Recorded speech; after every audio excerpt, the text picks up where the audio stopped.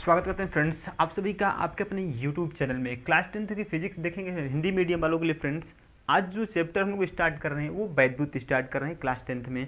तो सबसे पहले हम बात करेंगे वैद्युत का स्टार्टिंग हम लोग करने जा रहे हैं।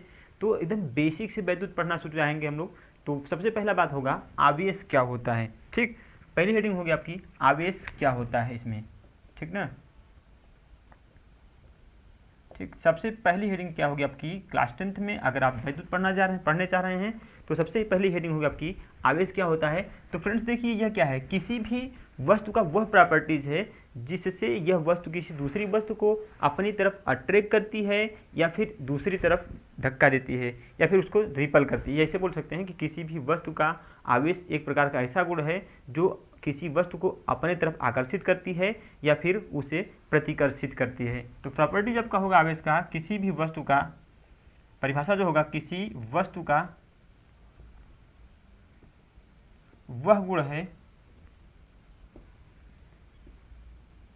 जो दूसरी वस्तु को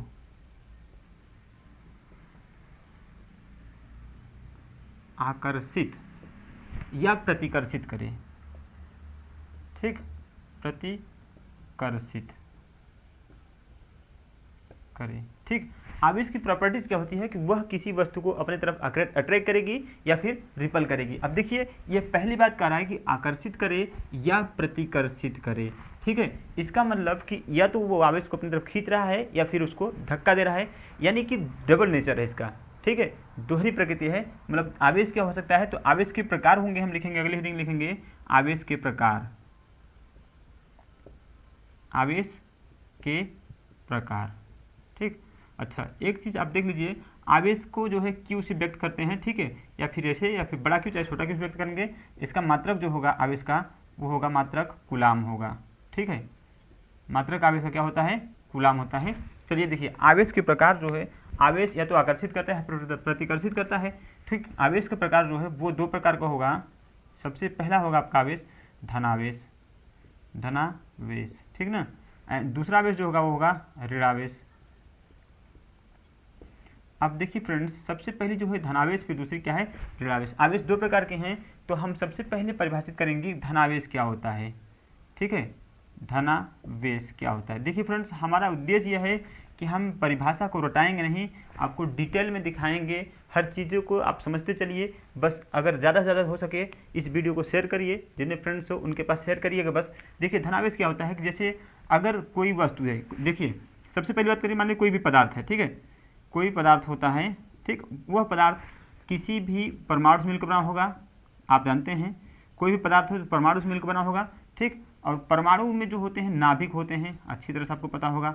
ठीक है, परमाणु में क्या होते हैं, नाभिक होते हैं। ठीक ना, और आप जानते हैं कि नाभिक में जो है न्यूट्रॉन एंड प्रोटॉन होते हैं और बाह्य कोश में क्या होता है, इलेक्ट्रॉन होता है। यदि परमाणु जो है आपका, यदि परमाणु क्या है उदासीन अवस्था में है, उदासीन अवस्था में है, तो उस समय जो न्यूट्रॉन प्रोटॉन और इलेक्ट्रॉन की संख्या होती है वो क्या होती है, बराबर होती है। ठीक है, यदि पदार्थ कोई भी पदार्थ है, ठीक है, किसी पदार्थ का वो परमाणु होगा, उसमें परमाणु में क्या होगा, नाभिक होगा। नाभिक में न्यूट्रॉन प्रोटॉन होते हैं और इसके बाह्य कोश में वो चक्कर लगाता है, क्या इलेक्ट्रॉन लगाता है। और जब उदासीन अवस्था है तो इलेक्ट्रॉनों की संख्या बराबर प्रोटॉनों की संख्या सेम होगी। आप अच्छी तरह जानते होंगे कि इलेक्ट्रॉन जो चार्ज होता है, इलेक्ट्रॉन पर चार्ज होता है जो होता है वो क्या होता है, निगेटिव होता है।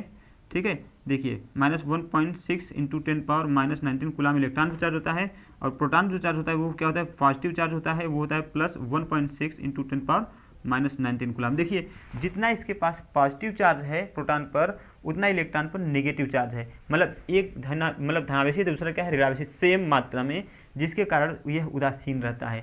अब देखिए क्या होता है कि धनावेश कोई भी पदार्थ होगा उस पर धनावेश कब आएगा, यानी जो धनावेश पर हम देख रहे हैं परिभाषा, कैसे धनावेश को परिभाषित करेंगे। मान लीजिए अगर इसमें से, इस पदार्थ में से किसी कारण से एक इलेक्ट्रॉन निकल जाता है। ठीक है, मानते हैं पहले कितना था, इस पर 10 प्रोटॉन था, इधर कितना था, 10 इलेक्ट्रॉन था। ठीक है, किसी कारण से इसमें से एक इलेक्ट्रॉन निकल जाता है, यहाँ इलेक्ट्रॉनों की संख्या क्या बची, 9। ठीक, इलेक्ट्रॉनों की संख्या क्या बची, 9। प्रोटॉन तो नहीं निकला भाई, प्रोटॉन नहीं निकला, यानी इलेक्ट्रॉन निकला तो इलेक्ट्रॉन के निकलने से उस पर संख्या कितनी बची, एक इलेक्ट्रॉन निकलने से इलेक्ट्रॉन संख्या 9 बची। अब देखिए जब इधर 10 इधर 10 प्रोटॉन है, ठीक, और उधर 9 इलेक्ट्रॉन है। अब बताइए किसका आवेश अधिक होगा? 9 में माइनस है, 10 में प्लस है, जाहिर सी बात है धनावेश की अधिकता हुई है। तो धनावेश क्या होता है? यदि किसी पदार्थ से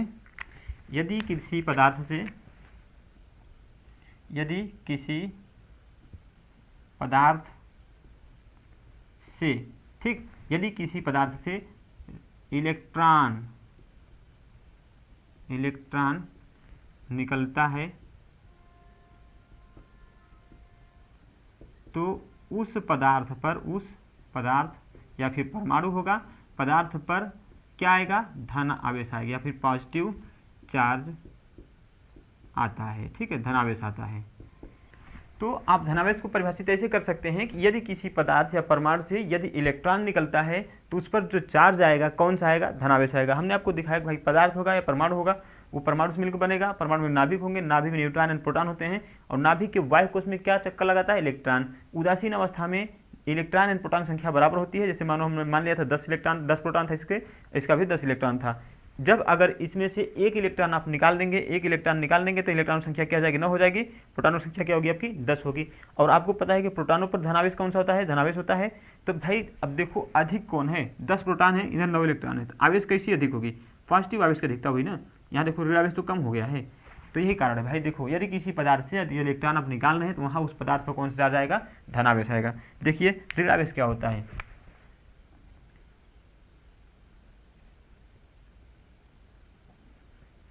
नेक्स्ट जो है आपका ऋण आवेश। ऋण आवेश क्या होता है फ्रेंड्स?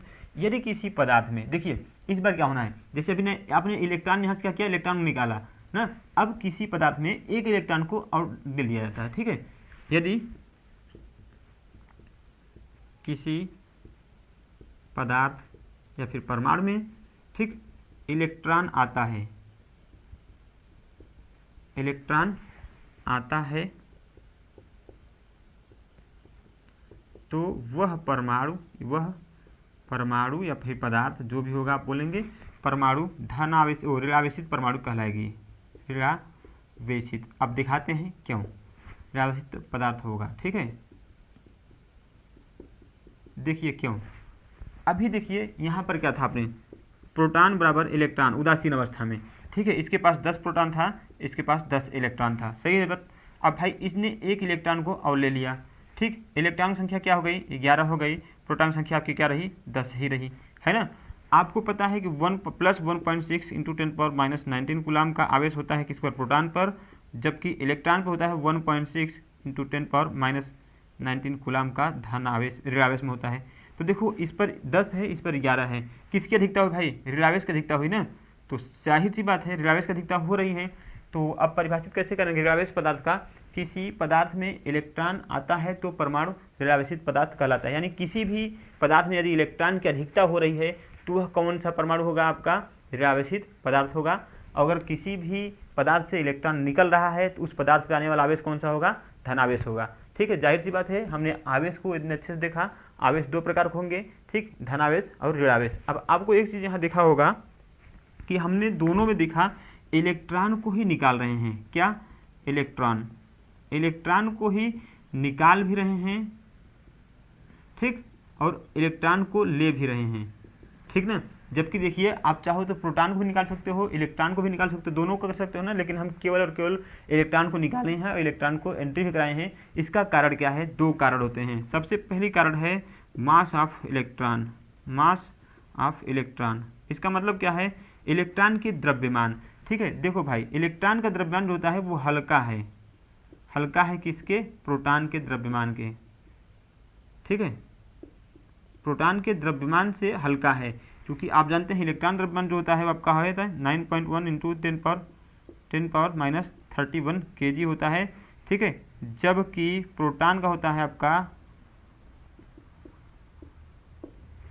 देखो फ्रेंड्स मास ऑफ इलेक्ट्रॉन्स, देखो फ्रेंड्स 2 रीजन्स हैं जो हम लोग, तो फ्रेंड्स आपने देखा कि अभी दोनों टॉपिक्स में जो हमने देखा इलेक्ट्रॉन निकाल रहे हैं, ठीक है। दोनों टॉपिक्स में क्या कर रहे हैं? हम इलेक्ट्रॉन्स को निकाल रहे हैं।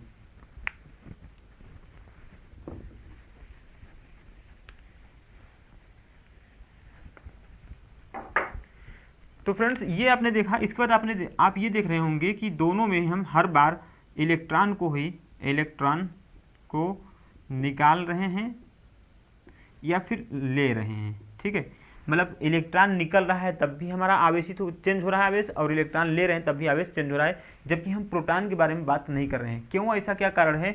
इलेक्ट्रॉन के द्रव्यमान के कारण, पहला होगा आपका इलेक्ट्रॉन के द्रव्यमान के कारण,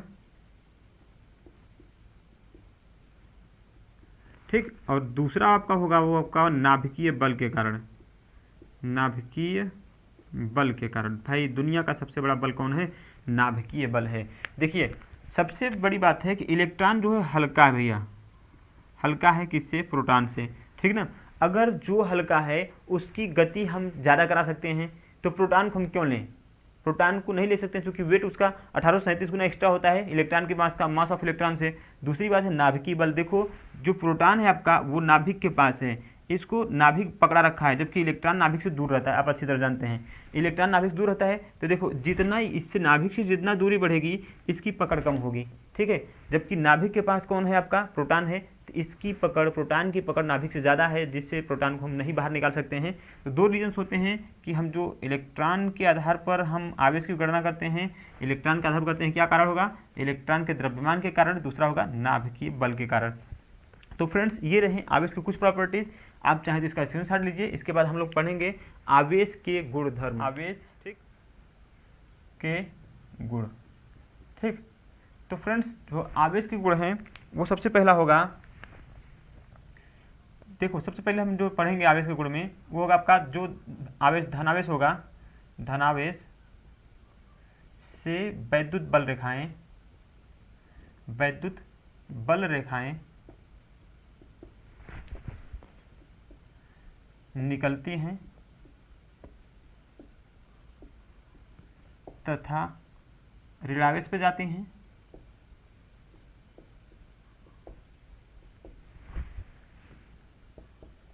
ठीक। वैद्युत बल रेखाएं जो होती हैं वो धनावेश से निकलकर ऋणावेश पे जाती हैं यदि दो आवेश हैं तब, और यदि मान लो भाई यदि आपका केवल और केवल धनावेश है तो यहाँ से वैद्युत बल रेखाएं निकलकर इनफाइनाइट पे जाएंगी, ठीक है। पहली पॉइंट से। दूसरी पॉइंट से कि अगर ऋणावेश है, ठीक, ऋणावेश है तो वैद्युत बल रेखाएं ऋणावेश पे आती हैं, ठीक है। ऋणावेश हैं तो वैद्युत बल रेखाएं, वैद्युत बल रेखाएं ऋणावेश पे आती हैं। आपको दिखाते हैं, ठीक है, आती हैं। देखिए अगर धनावेश है, देखिए कोई धनावेश है, ठीक है, इससे वैद्युत बल रेखाएं क्या होंगी? बाहर जाएंगी, ठीक है। धनावेश से वैद्युत बल रेखाएं क्या होती हैं? चारों तरफ बाहर जाती हैं, ठीक है। अगर ऋण आवेश है तो ऋण आवेश पे जो है आवेश की तरफ वैद्युत बल रेखाएं आवेश की तरफ आती हैं, ठीक है। अब ये मान लो अगर अकेला आवेश है तो कहाँ से आ रही है? इनफाइनाइट से आ रही है। इनफाइनाइट मतलब समझ रहे हैं, इस आवेश से अगर दूरी जहाँ कोई इसका फील्ड ना हो वही इनफाइनाइट होगा। अगर ये अकेला आवेश है तो जो आवेश होगा ये इनफाइनाइट से आ रही है, और ये जो है अगर अकेला है तो ये जो आवेश की वैद्युत रेखाएं इनफाइनाइट पे जाएंगी, ठीक। दो प्रॉपर्टीज हुई। तीसरी प्रॉपर्टीज हम पढ़ने जा रहे हैं आवेश का कि समान आवेश एक दूसरे को प्रतिकर्षित करती हैं, प्रतिकर्षित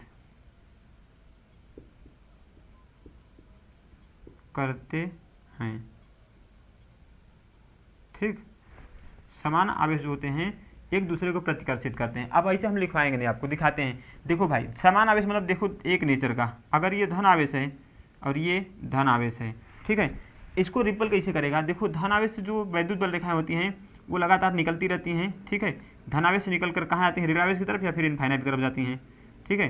तब देखो इधर इसकी वैद्युत बल रेखाएं, इधर इसकी वैद्युत बल रेखाएं निकल रही हैं, तो दोनों की वैद्युत बल रेखाएं अगर आपस में देखो कि विपरीत है ना, ठीक है, तो दोनों वैद्युत बल रेखाएं क्या है? विपरीत हैं, तो इसको धक्का देगी उसको धक्का देगा। जैसे आपने कभी मैग्नेट देखा होगा, मैग्नेट में आप कभी सेम पोलरिटी लाते हैं तो रिपल करता है। सेम एज आपका आवेश जो होगा, अगर सेम आवेश है, धनावेश है, ये भी धनावेश है, तो दोनों को रिपल करेगा, ठीक है।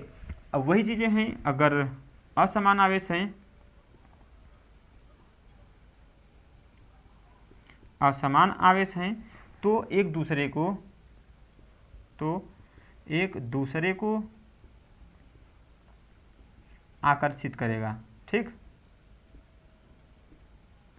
सेम एज करेगा। देखो अब इसमें क्या होता है, अगर विपरीत आवेश हो गया, ये तो अच्छा यहाँ देखो आपने क्या देखा, प्लस प्लस के लिए देखा, चाहो तो माइनस माइनस देख सकते हो भाई, माइनस माइनस की बात ही अगर करेंगे तब भी देखो यहाँ से क्या होगा, आवेश आपका इधर आता हुआ आएगा, ऋण आवेश आता हुआ आएगा, ठीक है, यहाँ भी देखो ऋण आवेश आता हुआ जाएगा ना, तो कहाँ इसके पास यहाँ भीड़ रहेगी, आवेशों की जो वैद्युत बल रेखा होती है उनकी भीड़ रहती है, इसमें जुड़ेगा नहीं, दूर ही जाएगा यहाँ पर भी, ठीक, देखो दूर ही जाएगा। अब देखो सेम एज अगर हम यहाँ बोल रहे हैं कि अगर असमान आवेश एक दूसरे को आकर्षित करते हैं, एक हम लेते हैं धनावेश लेते हैं, दूसरी क्या लेते हैं, ऋण आवेश ले लेते हैं। आपसे हमने बताया कि वैद्युत बल रेखाएं, पहली रीडिंग थी, वैद्युत बल रेखाएं कहाँ से निकलती हैं तथा ऋण आवेश, देखो वैद्युत बल रेखाएं धनावेश से निकलती है ना, धनावेश से वैद्युत बल रेखाएं निकलती हैं तथा ऋण आवेश आती हैं, धनावेश से वैद्युत बल रेखाएं निकल कर कहाँ जाएंगे, ऋण आवेश पे जाएंगे, ठीक है, देखो धनावेश से निकल ऋण आवेश जा रही है, तो अब दोनों आपस में जुड़ जाना चाहेंगे, ठीक है, इस कारण से धनावेश से निकल वैद्युत बल रेखाएं ऋण आवेश पे जा रही है, जिसके कारण ये आवेश दोनों जुड़ने जाएंगे, इसलिए इनके बीच जो लगता है आकर्षण बल लगता है, ठीक। विपरीत आवेश होगा तो जुड़ जाएंगे, अगर यही चेंज कर देते हैं, हम यही चेंज कर देते हैं, देखो ये माइनस कर लेते हैं, ये प्लस ले लेते हैं, तब भी तो वही चीज़ें होंगी भाई, धनावेश निकल कर ऋण आवेश की तरफ आएंगी, तो दोनों को जुड़ जाना चाहेंगे। तो आवेश की प्रॉपर्टीज है कि सेम आवेश रिपल करेगा, विपरीत आवेश क्या करेगा, अट्रैक्ट करेगा, जैसे मैग्नेट करता है। तो चलिए आप चाहे तो इसका स्क्रीनशॉट लीजिए। इसके बाद हम पढ़ने जा रहे हैं अगली टॉपिक, बहुत ही इंपॉर्टेंट टॉपिक, वैद्युत क्षेत्र क्या होता है। स्क्रीनशॉट आप लेना चाहते ले लीजिए। वैद्युत क्षेत्र को हम देखते हैं। वैद्युत क्षेत्र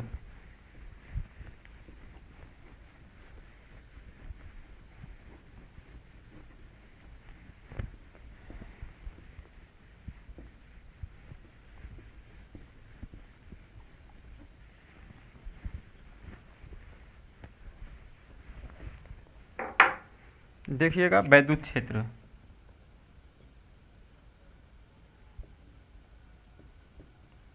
बहुत ही अच्छे से देखिएगा, क्योंकि हमने अभी आवेश पढ़ लिया। चलो मान लो कि एक कोई आवेश है, ठीक है, चलो मान लो प्लस क्यू आवेश है, ठीक है, प्लस क्यू आवेश है। अब इसका कुछ न कुछ दूरी तक इसका फील्ड होगा, जहाँ तक इसके आवेश फैले होंगे, ठीक है, कुछ दूरी तक इसका आवेश फील्ड होगा। जैसे आप अपने घर पे हैं, आपके पेरेंट्स के सामने हैं, तो जहाँ तक आपके पेरेंट्स की निगाहें होती हैं आपके ऊपर, वहाँ तक उनका फील्ड होता है, उनके निगाह वहाँ पर रहेंगे, कभी भी गलती नहीं करेंगे।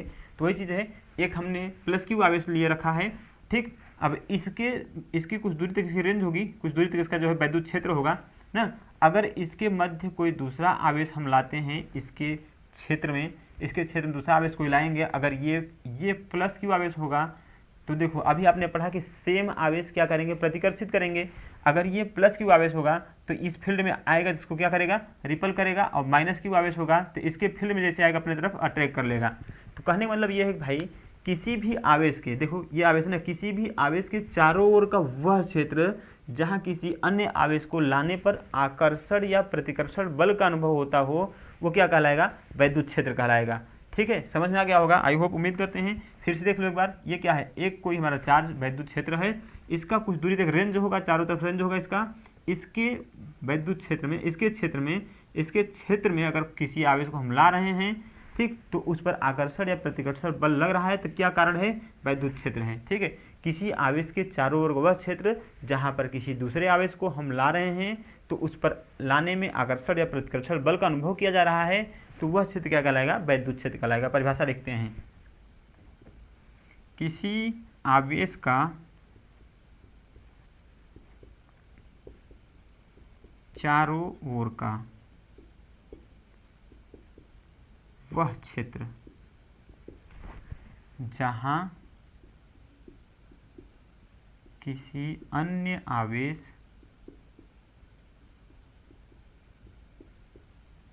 को लाने पर आकर्षण व प्रतिकर्षण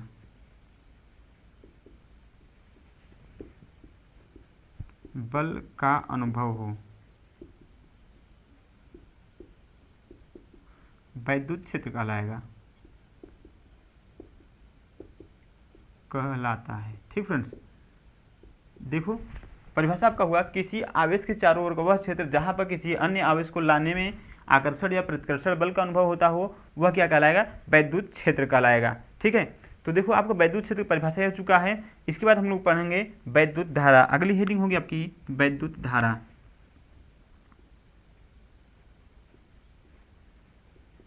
अब स्टार्ट होता है आपका इलेक्ट्रिक करंट। फ्रेंड्स आपने कभी न कभी पढ़ा होगा Q बराबर I इंटू टी। ठीक है, क्लास 10th में पढ़ा होगा, क्लास 9th में पढ़ा होगा।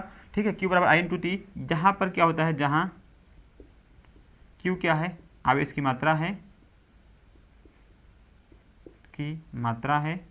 ठीक, I क्या है, धारा होती है, ठीक है, T क्या है, समय होता है। तो इस परिभाषा से हम वैद्युत धारा की परिभाषा बनाना चाह रहे हैं। इस फॉर्मूले से हम वैद्युत धारा की परिभाषा बनाना चाह रहे हैं। क्या है, I क्या है, वैद्युत धारा है। ठीक है, तो हम ब्रेक करते हैं I को, इधर उधर हम Q बाई टी कर लेते हैं। ठीक है, I को ब्रेक किया हमने, Q बाई टी कर लिया। यहाँ से हम वैद्युत धारा की परिभाषा निकालना चाह रहे हैं। तो यदि मान लो भाई, यदि T बराबर हम ले लेते हैं 1 सेकेंड, ठीक है, T बराबर 1 सेकेंड लेते हैं, तो I बराबर क्या होगा, Q होगा हमारा। तो यहाँ से परिभाषा ये बनेगा कि किसी चालक में वैद्युत धारा भाई किसी चालक में प्रवाहित होगा, किसी चालक में 1 सेकेंड में, देखो T बराबर में क्या लिया, 1 सेकेंड लिया ना, किसी चालक में 1 सेकेंड में प्रवाहित होने वाले, ये क्या है, Q क्या है, आवेश की मात्रा है ना भाई। किसी चालक में 1 सेकेंड में प्रवाहित होने वाले आवेश की मात्रा को हम क्या बोलेंगे, वैद्युत धारा बोलेंगे। आपका परिभाषा बन चुका है भाई वैद्युत धारा का, किसी चालक में 1 सेकेंड में, 1 सेकेंड या फिर एकांक समय ले लेते हैं, ज़्यादा उचित रहेगा, 1 घंटा 1 सेकेंड जो भी होगा सब कुछ होगा। किसी चालक में एकांक समय में प्रवाहित होने वाली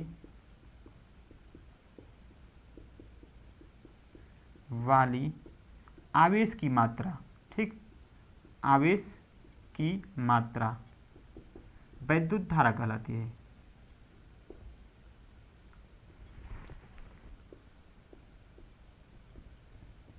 ठीक है फ्रेंड्स, वैद्युत धारा आपने परिभाषा यहाँ बना लिया कि एकांक समय मतलब हमने क्या लिया, कोई एक निश्चित समय 1 घंटा ले सकता है, 1 मिनट ले सकता है, 1 सेकंड ले सकता है, एकांक समय इसलिए बोला हमने। ठीक, यहाँ हम एक मिनट भी ले सकते हैं। ठीक है, 1 मिनट ले लेंगे तो हमारा उसमें जो 1 मिनट में प्रवाहित होने धारा जो होगी वो फिर आवेश मात्रा क्या होगी, धारा ही कहलाएगी।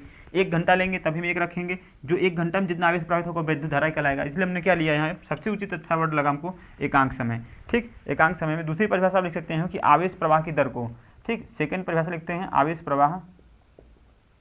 प्रवाह की दर को वैद्युत धारा कहते हैं।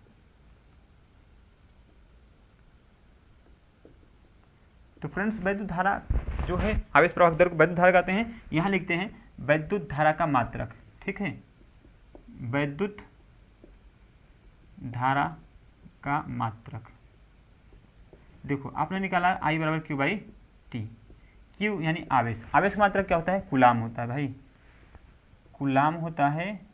और समय का मात्रक क्या होता है, सेकंड होता है, कूलाम प्रति सेकंड, या फिर इससे बोलते हैं हम एम्पियर।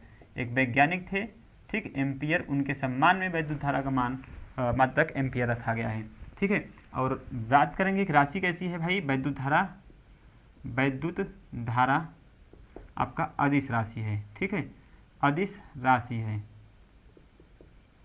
वैद्युत धारा कैसी राशि है, अदिश राशि। जबकि इसमें ध्यान दीजिएगा दिशा और परिमाण दोनों होता है भाई, दिशा और परिमाण दोनों होता है, ध्यान दीजिएगा दोनों होता है। फिर भी यह अदिश राशि क्यों है, क्योंकि यह वेक्टर के जो योग का नियम होता है वो पालन नहीं करता है। आप जानते होंगे कि अभी भाई सदिश राशि अदिश राशि का जो डिफिनेशन करते हैं, जिसमें दिशा और परिमाण दोनों होता है, वो कौन सा होगा, सदिश राशि होगा। लो भाई फेल हो गया आपका डिफिनेशन। वह राशियां जो दिशा और परिमाण के साथ साथ वेक्टर नियम को फॉलो करती हूँ वो हमारी क्या कहलाएंगी, सदिश राशियां कहलाती हैं। तो ये वेक्टर नियम को फॉलो नहीं करती है वैद्युत धारा, जिस कारण इसमें दिशा और परिमाण होते हुए भी यह अदिश राशि होती है। तो चलिए इसको हम, जो आप चाहें तो स्क्रीनशॉट ले लीजिए। वैद्युत धारा कंप्लीट हो गया। इसके बाद हम लोग अगले टॉपिक जो होगा अपना, एक क्वेश्चन लगवा देते हैं इस पर, उसके बाद हम लोग आगे चलते हैं। स्क्रीनशॉट लीजिए, इसको क्वेश्चन लगवाते हैं आपको हम।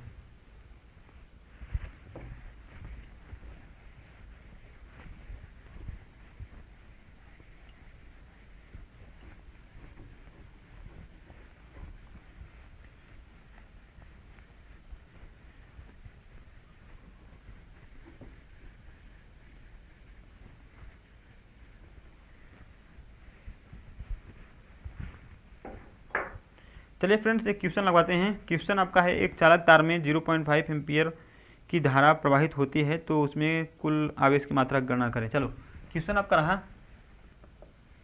एक चालक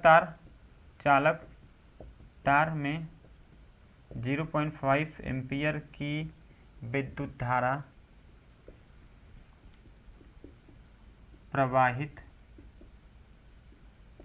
होती है तो विद्युत धारा प्रवाहित होती है तो 10 मिनट में उस चालक में प्रवाहित आवेश की मात्रा को गणना करें। तो 10 मिनट में चालक में प्रवाहित आवेश की गणना करें भाई। आवेश की गणना आपसे पूछ रहा है, आपने पढ़ रखा है Q बराबर I इंटू टी। ठीक है, सबसे पहले लिख लीजिए दिया क्या है। दिया क्या है भाई, आपका दिया है I दिया है 0.5 एम्पियर, ठीक ना। T दिया है आपका कितना, 10 मिनट, जबकि हम यहाँ T बराबर क्या रखेंगे, सेकंड रखते हैं, इसको चेंज कर लेते हैं सेकंड में। 10 गुणते 60 बराबर कितना हो गया, 600 सेकंड। ठीक है ना, 600 सेकंड हो गया। अब हम यहाँ पर आवेश गणना करने जा रहे हैं, Q का मान निकालेंगे। तो Q का मान निकालने के लिए आपके पास I का मान क्या है, 0.5 एम्पियर है, इंटू समय क्या है, 600 सेकंड है। गुणा कर लो भाई, 300 कूलाम आएगा, 6 पंचे 30, 300 कूलाम आएगा। तो फ्रेंड्स यहाँ से यह विद्युत धारा का न्यूमेरिकल भी कंप्लीट हो गया है। तो अब हम लोग नेक्स्ट वीडियो में देखेंगे वैद्युत विभव, वैद्युत क्षेत्र के अलावा वैद्युत विभव आपका होगा, विभवांतर होगा, और बाकी जो टॉपिक होंगे सर्किट होगा आपका, सब नेक्स्ट वीडियो में मिलेगा। अगर आपको वाकई में वीडियो अच्छा लगा तो वीडियो को लाइक करें, चैनल को सब्सक्राइब करें, नोटिफिकेशन बेल को ऑन कर दीजिए। मिलते हैं नेक्स्ट वीडियो में, तब तक जय हिंद।